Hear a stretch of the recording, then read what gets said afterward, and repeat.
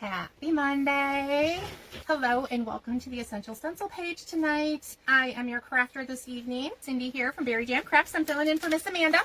We're going to do this side. So I'm just going to use Central Florida. So I'm just kind of putting this on here. I'm spreading it in little circles just to get it out here. And then I'll come back in, you guys, because we're going to need a lot more paint with what I'm doing. Use stencils on a tin bucket. Now I'm going to scoot this around forward. You guys, this is still wet. And because we're using the looking up towards the sky, this is going to be my sky. You guys, I'm going to make it look kind of moonlit, and we're going to throw some white on here while it is still wet. All right, because we're going to blend it in, and I'm not going to do like half of it, you guys. It's just going to kind of be like a little circle area, oval, I should say, oval. All right, I am going to put a touch more blue to kind of darken around that. I'm going to put a little more blue up here on top. Now I'm going to change brushes, and I'm going to do drop here at the top because I just kind of want it to look like I need just a drop more. I'm trying to get just the tippy top here in blue. And I'm trying to look at this, you guys, as you guys are seeing it. I'm looking on here. All right, and I'm just going to come down here, and I'm going to get one more little swish. And then I'm going to pick up that blue brush, and I'm going to do a drop of blue, and then we're going to be done with this. That was more than a drop. My finger just kind of did not let go. Let's hit this with the dryer. All right, we are good. Now, I did forget to get my one sandpaper. You guys, I have a piece of 220 grit sandpaper for my orbital sander. And when you put stain on some wood, it chops up some grit. You guys, I'm just going to lightly go over and smooth off those little fine nips there. Now, I'm going to do two things tonight. Let me grab my two colors. All right, I'm going to do my words in silver, and I hope it shows up. We're going to do gray and then the silver on top. And then I'm going to do the rest of this in like a cream color, or no, we're going to do white. I'm going to do white. Let me, you guys have changed my mind 24/7. There we go. Let's grab two of them. So I'm going to do, I'm not going to offload as much as normal. And you guys will see in a minute. Okay, just give me a minute. I'm just going to pounce. All right, and I'm even going to get all my little snowflakes. I've loaded my brush. I've offloaded. Now I'm going to come through. All right, so I'm going to show you guys real quick. I need to come up and get my stars. You see how the blue is kind of showing through on the trees on the edge? I like that because it gives them character. All right, now we're going to do pewter gray, and the gray is going to help bring the silver out. When you're working with a metallic paint, like if you're doing gold, you want to work with a yellow underneath. If you're doing a brown, bronzy color, you want a brown paint underneath. And as what that paint is doing underneath is that is helping the metallic paint come out in its true form. All right, I'm just going to peek my way. Now, see, you guys can't see that. Well, you can see the big Christmas, but you can't see this up here.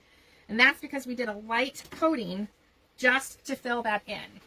So I am using brushed metal in silver by Folk Art. Make sure this has got everything. And that's why I try and remind you guys, circle in both directions, because if I go just one way, I'm going to miss the little hump part on the other side of that letter. All right, now I'm going to just show you guys, but we still have to finish the stars down here. Ooh, I like that. I think I'm going to take some of these, and I'm going to put up at the top. Give me a minute here to grab some white. And you guys, I'm just going to try and blend this up in here. I'm going to put a little more on here because I need it to kind of match. Since I did a layer or two up there, I kind of need to make that all match. I need to blend that. Now is what I typically do, you guys, and I do it after the live. I'm just going to kind of make this look like all one big snow hill down here. I'm going to set that aside. And I'm going to turn this back towards you guys. My silver where my silver is supposed to go. I'm going to put a little more white on here because is what I'm going to do is I'm going to extend. So I'm just randomly going to put this pattern on here and then just start swirling, and then I've got other parts of the project that I didn't want on here. And the other thing I like to tell you guys, make your projects unique. So we have that, all right? All right. I have the back side of my Halloween. You guys, I try and do double side things. I'm going to be a little different on this one. You guys, I'm going to use my favorite green. You guys, I'm going to use my same brush that I was using just a minute ago with the white paint because I will be adding some white into this, but I want to get a layer on first. All right, I'm taking white, and I'm going to lighten up my Mossy Meadow. I think, hang on, I gotta get my word out, you guys. I'm gonna use a word from our 1-inch letters. I think we're gonna do burr going across the top. We're gonna use white. I'm gonna hold it. I'm gonna come from the bottom up. Only for wide open areas. This is not meant for a snowflake, okay? This is not meant for words unless it is a big, wide open letter. You guys, this will help you in the long run. I'm gonna hit that with the dryer. You use a paper clip. All right, layer 2. I'm not. We're gonna do the hat. We're gonna do the hat in black. Okay. We're gonna do the scarf and mittens in the Tuscan red. Now the other thing, I'm using nutmeg brown. Guys, I'm using black and a little brush for the black to do his mouth. Now on this one I did colorful buttons. And if I do it again, which you guys, I know, because I love primitive snowman. If I do this guy again, I will not use the actual buttons that are on here. You guys, I will use, I have little mini buttons. I will use those little mini buttons. All right. I'm going to try, no, I'm done with the brown, you guys. I'm just going to use this bigger brush. I'm going to wipe that off. I'm just going to take paint out of my lid. You guys, open area. It's a small open area. So is what I did is I dab that on there, from the bottom and the top, the sides of the stencil. I'm not painting it, I'm just brushing inwards so that I can come in here and swirl in just a minute. You guys, again, I'm just going to reuse some brushes. I'm going to come in and I'm just going to dab. I'm going to get my little ivy hanging off up here. And I'm going to have to get another one for my Tuscan red because I didn't do that first.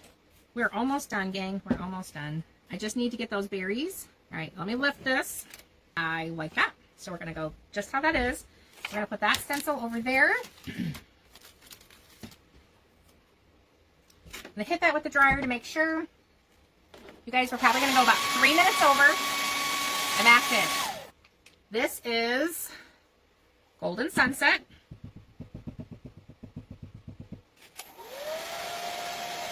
Do some hanging off. You can even have your snowflakes overlap.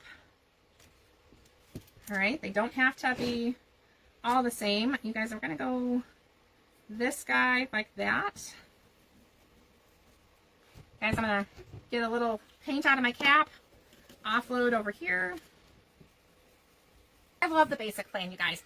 I hem-hawed around and I did not sign up for it when it first came out. And you guys, I'm really liking the basic. Have a great evening, and I'll see you guys on Wednesday night on my page, and we're going to do the church, the stained glass church. So hopefully you guys can join. Have a good night, guys. Bye.